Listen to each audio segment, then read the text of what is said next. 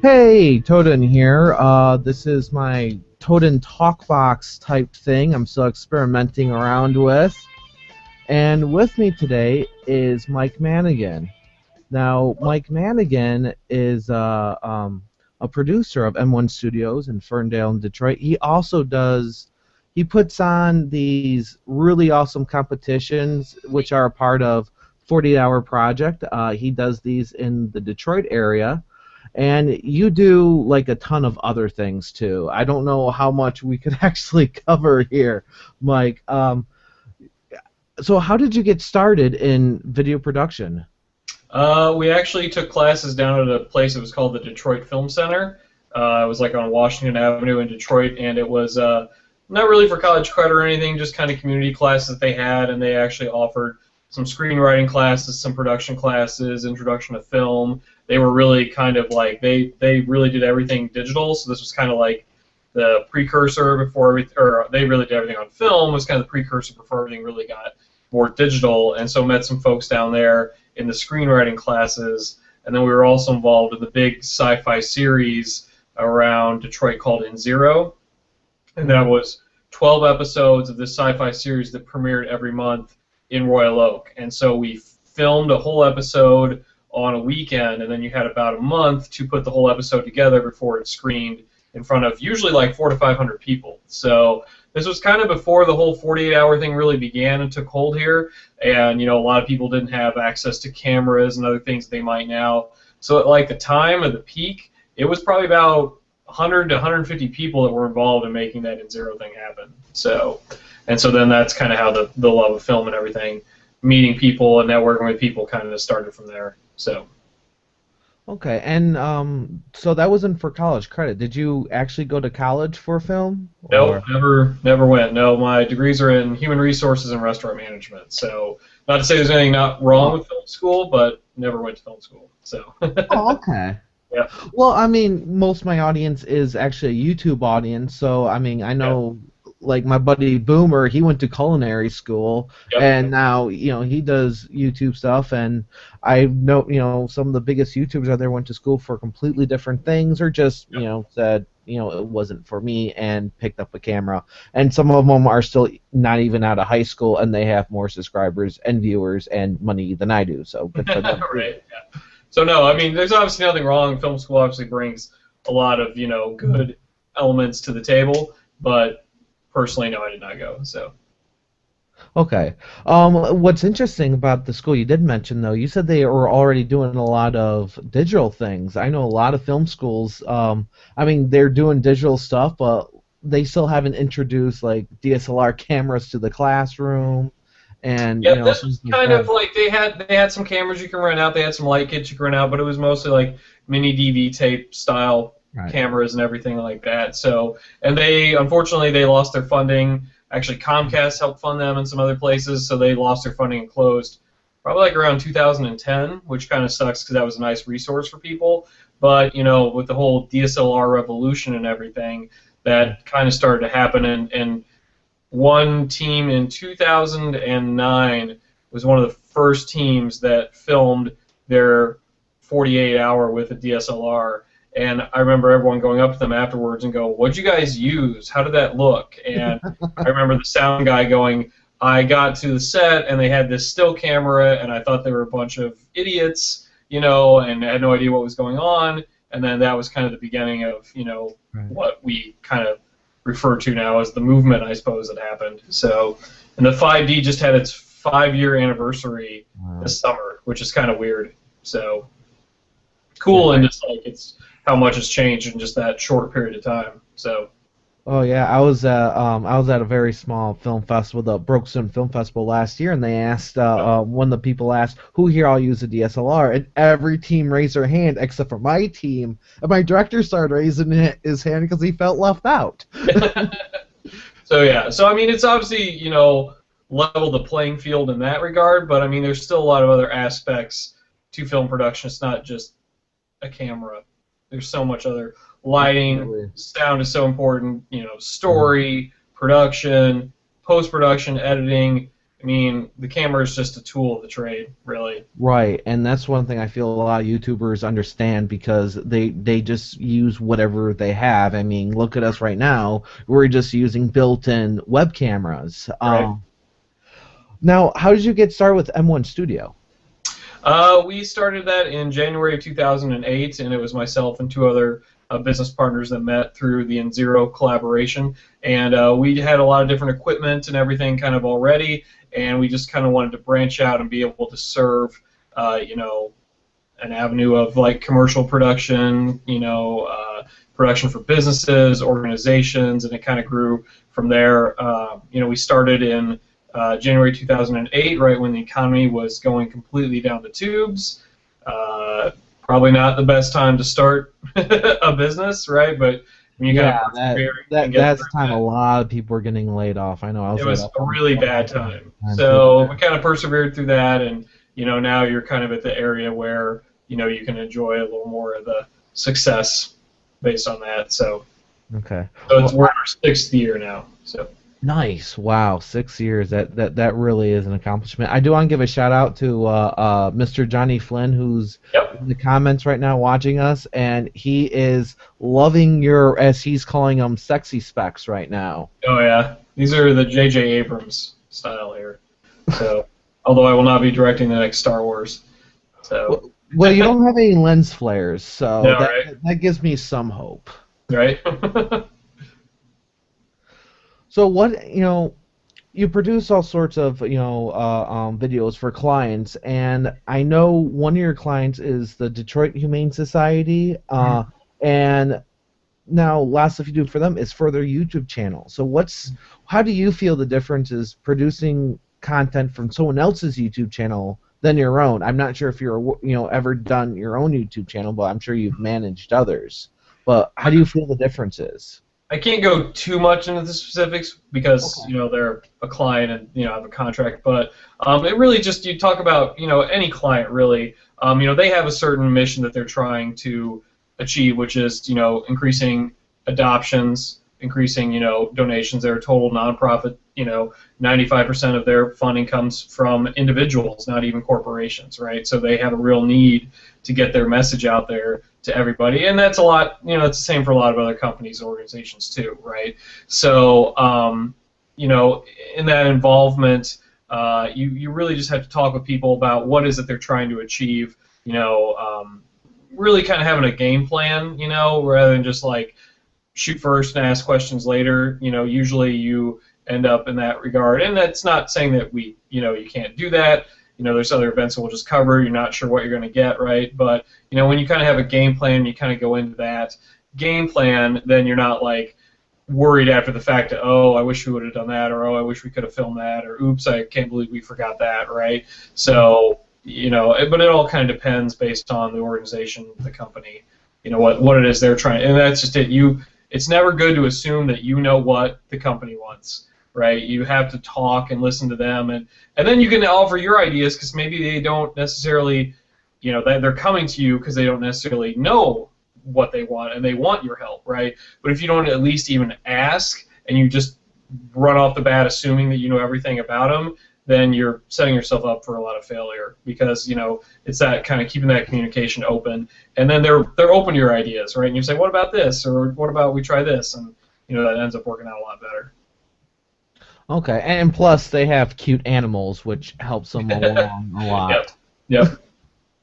If anyone needs help with their channel, get a cute animal. So that animals, kids, right? Mm-hmm. Somebody. The two things that you're not supposed, the two things that are supposed to be so hard to control. Just throw them all over the place. Which they are. They totally are. So, but they work, right? Okay, so you mentioned 48-hour projects. You mind explaining what those are briefly, and then and mention what they do, what they can do for people that are looking to get into film or video. Sure.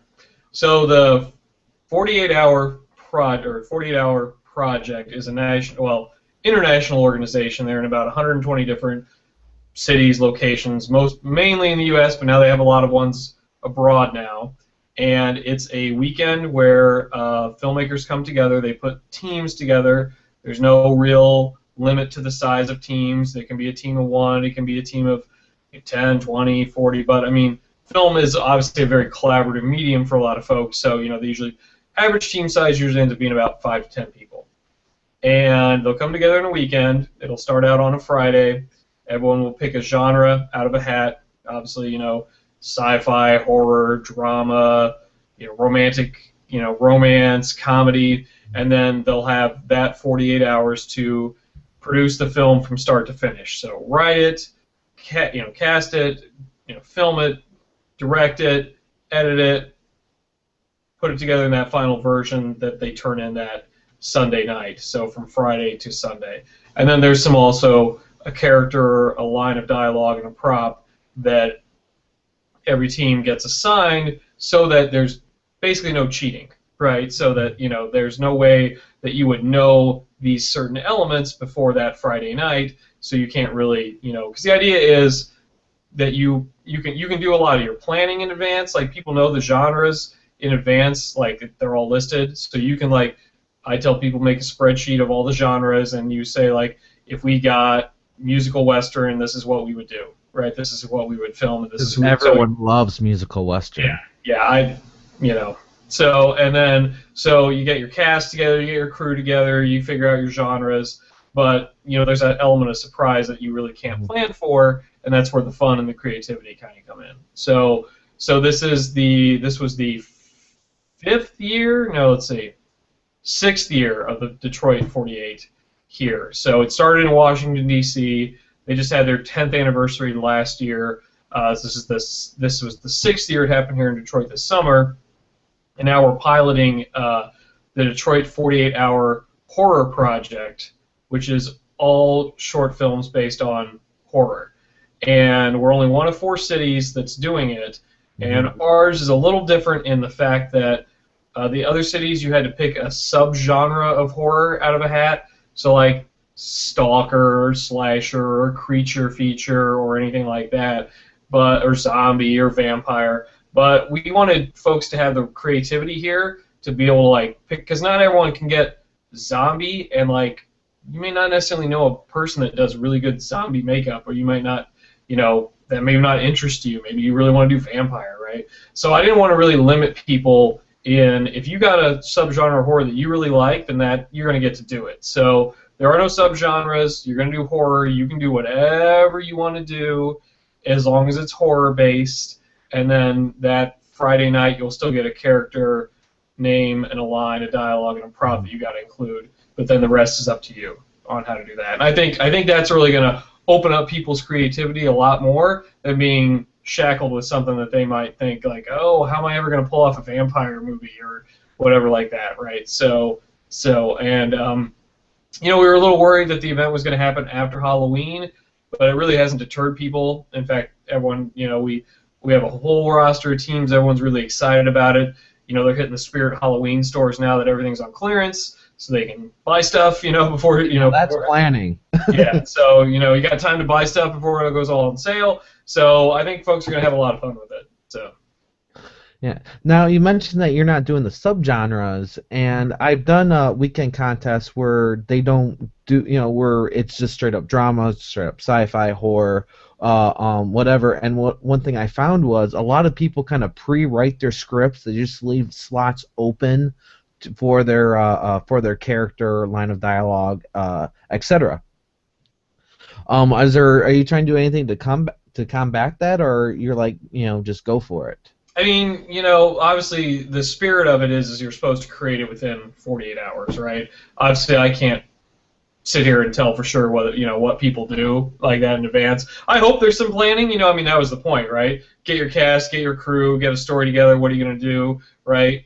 I would hope that you wouldn't write the whole story in advance of it, but I can't stop that. The idea is that the creativity happens within that time frame. Is really the easiest way to say it.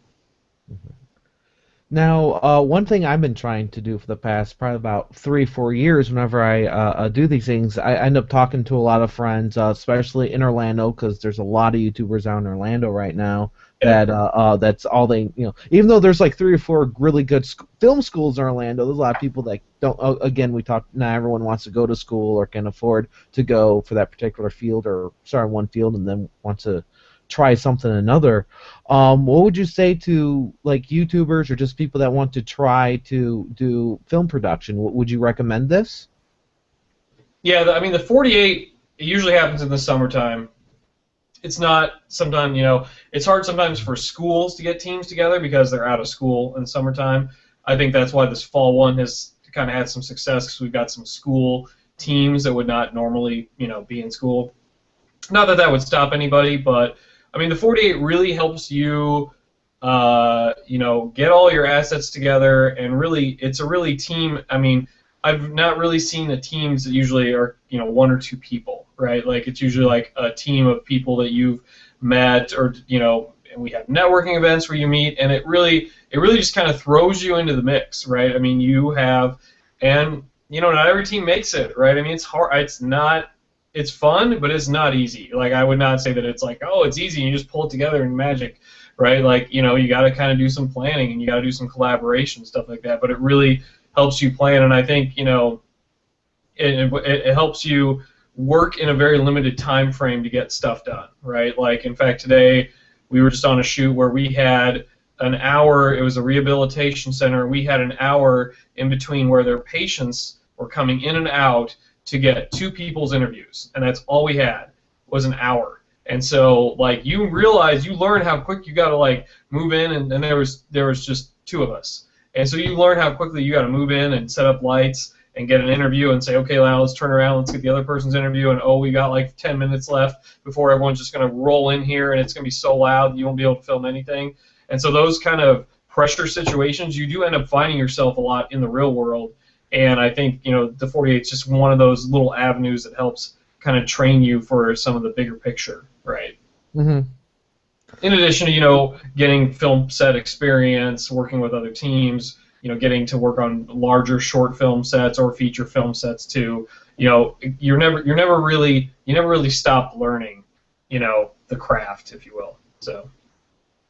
Yeah, I've heard one person, they were asked how long did it take them to master their craft, and he said, if you ever think you mastered this craft in any way, it's time for you to get out, because obviously you're insane, because everything changes day to day. It's always changing, I mean, we have, everything is just HD, and, then it was 3D, everything's going to be 3D. Oh, no, now wait, it's actually 4K. 4K is going to be the new thing, and, so, we got to change every cameras and everything to 4K.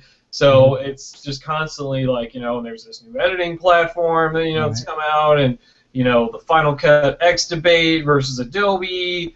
So, yeah, it's constantly changing. So, oh, yeah. You don't know which side to jump on. Like the Final Cut X sucks, so let's all go to Adobe. Oh, wait, we do all this multi-camera stuff. Now they added multi-camera that is better than Adobe and better than the old Final Cut. So let's go back here. But, oh, wait, Sony Vegas is doing this. You'd never know which way to go. You just have to kind of make your own way. And then again, too, editing is a craft too, right? Mm-hmm. So and some people gravitate more toward the production side, the filming side. Some people they like the post-production side more. Some people like both. It all kind of depends on where your interests lie. Okay, so what's the best advice you can give to someone that wants to get in this field? Basically, if you can find some, I mean, you learn on your own, which is great, but if you can find some like-minded individuals that you can either learn from or that they learn along with you, that's really invaluable. I mean, we had a screenwriting instructor, Chuck Sergensky, who, was with us on a lot of our shoots. He was an expert in lighting, and, he just knew a lot of tricks of the trade, right?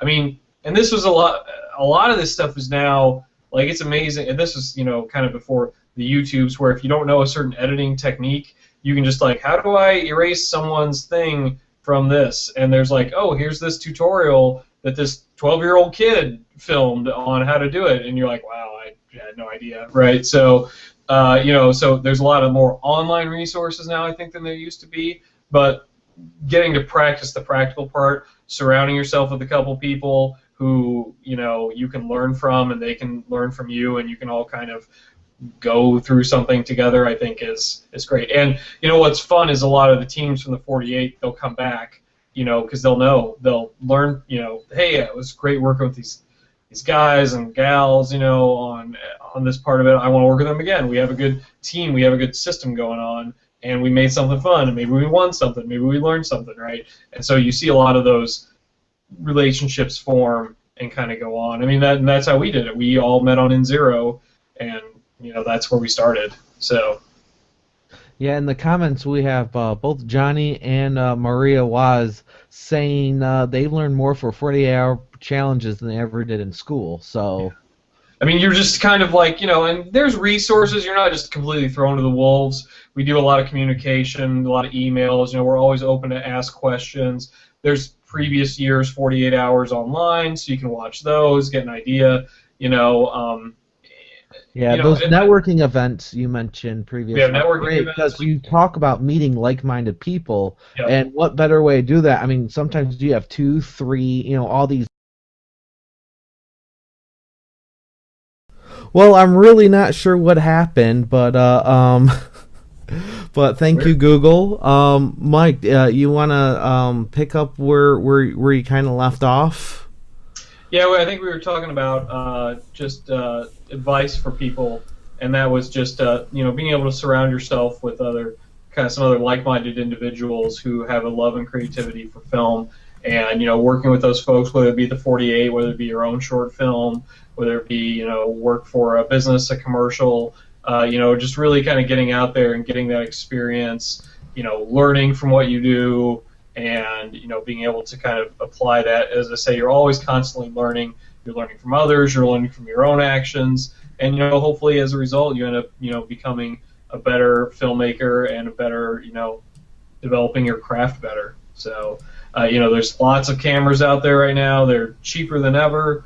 It's amazing the amount of cameras that are out there that are now, and even these like cameras that are considered prosumer cameras, that really have a great look to them.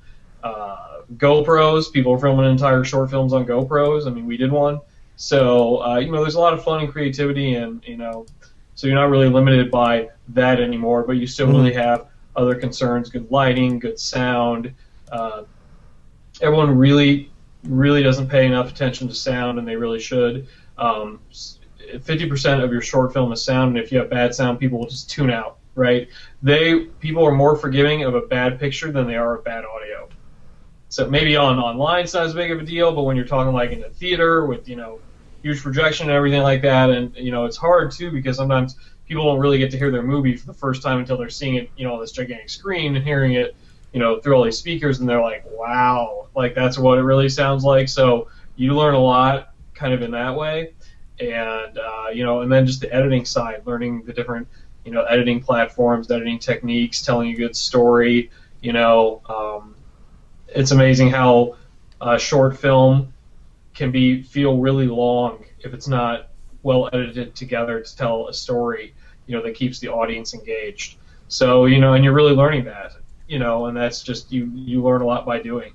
And I think the more people get involved and do that, then, they learn along with others and, become better filmmakers.